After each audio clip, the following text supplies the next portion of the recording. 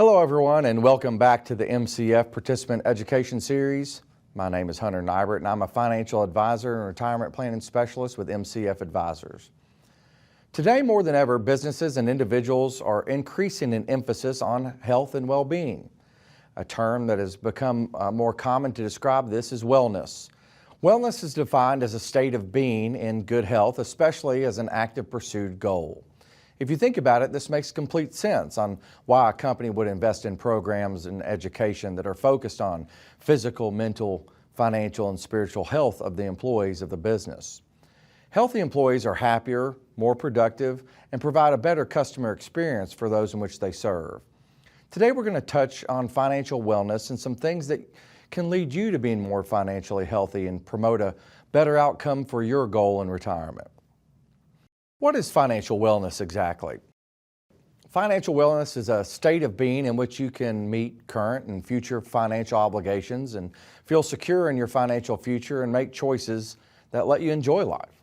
Financial wellness can also reduce preoccupation with money needs and improve your mental and physical well-being. Unfortunately, studies and surveys show that we have a ways to go in becoming more financially fit. 50% of American households have less than 1 month of available income and savings. 70% of workers say financial stress is their most common cause of stress. 46% of American workers have less than $10,000 in retirement savings, and 40% of baby boomers plan to work until they drop. What makes someone financially fit? Well, if you can answer many of these questions, you're well on your way. Pause and take a look at these and see how you stack up. It's okay if you hadn't addressed all of these, but being aware of them is important. Take them one at a time and you will become more confident in your financial situation and future. Budgeting sets the stage to answer a few of the questions that we just looked at and is a critical step to develop any financial plan. Budgeting is the process for tracking, planning, and controlling the inflow and outflow of income. Start by gathering data about your income and expenses. Income minus expenses equals your net cash flow. From here, you can create a spending plan and measure your planned budget with your actual spending over time. Budgeting helps us find places that we can save and better prioritize our spending. An easy place that people often overlook simple dollars is coffee and lunch. A recent study showed that Americans spend an average of $53 per week on lunch alone. What would happen if you didn't buy lunch, say, 2 days a week? You could save $21 per week or $1,102 per year. It may not seem like much, but this can have a big impact on your savings. Prioritizing your budget might look like this. Identify essential expenses and account for 50% of your budget to go here. This should include mortgage or rent, insurance, including health, car, property, groceries, utilities, transportation, car payments, and gas, possibly child care, student loan repayments, and things like that. Savings account for 25%. Use this 25% towards an emergency fund and consider using some to save towards retirement as well. Many financial experts recommend putting away 12 to 15% of your pay for retirement starting as early as in your career as possible. If this seems like too much right now, start at a more modest percentage. For example, 8%, and step it up by 1% annually until you get to that 12 or 15% goal. Every little bit helps you take those steps towards your retirement goals. As for the wants category, add another 25%. Everyone deserves to treat themselves from time to time, whether that's ordering coffee or going on vacation that you've been planning for years. Be kind to yourself. Budgeting isn't meant to be torture, and it's okay to indulge every now and again, just in moderation. Keep in mind that one category affects another when it comes to prioritization. So if you can keep the need bucket under 50%, that is more than you can put in your want bucket if you choose. This savings hierarchy divides savings into 3 major categories: short-term, which includes an emergency fund, intermediate, and long-term savings. The emergency fund is the most important foundation. It is what gives you the freedom to pursue your other savings goals without putting you and your family at risk. Build your savings strategy on the foundation of a 3-month emergency fund, 3 months of living expenses, and gradually increase that to 6 months over time. This will give you the greater ability to weather unexpected circumstances like a layoff or natural disaster while staying on track for your savings goals. Next, we have short-term savings. It is wise to set up and budget small amounts from every paycheck to fund expenses that you know will occur. It will only be a matter of time until your car breaks down or a home appliance needs to be replaced, and budgeting small amounts from each paycheck into separate liquid accounts will dramatically reduce the stress typically associated with those situations.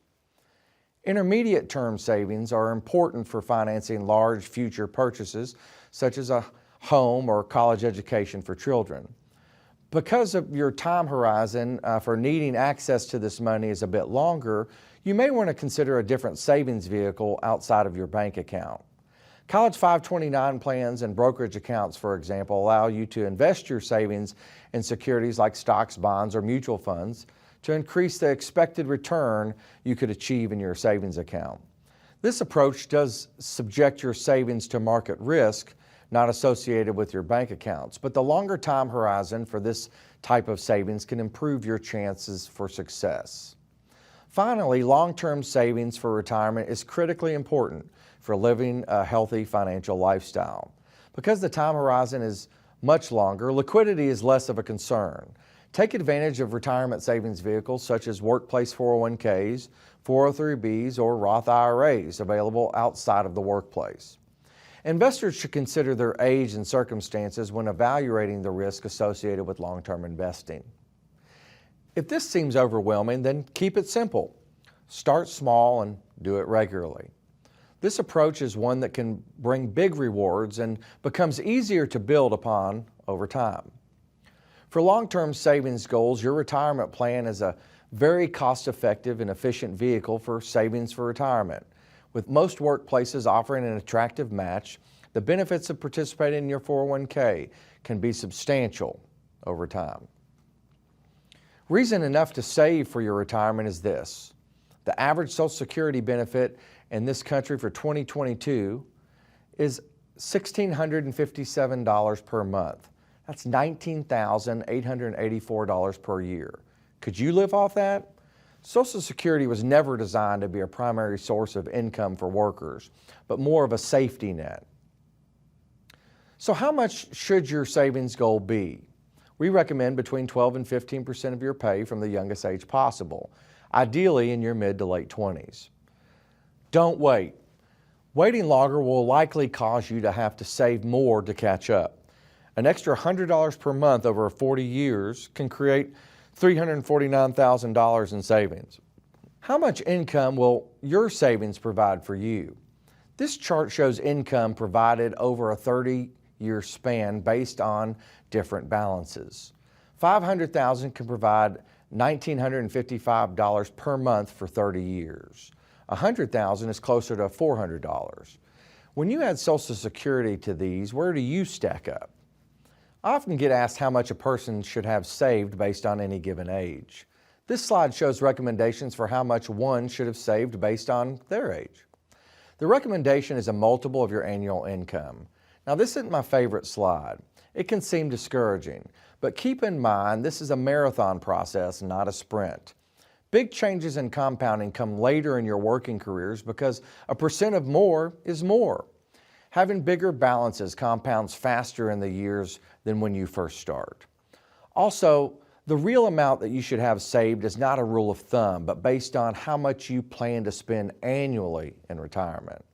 But there's nothing wrong with gauging your progress from a rule of thumb scenario. Being financially fit isn't easy. It takes discipline and patience.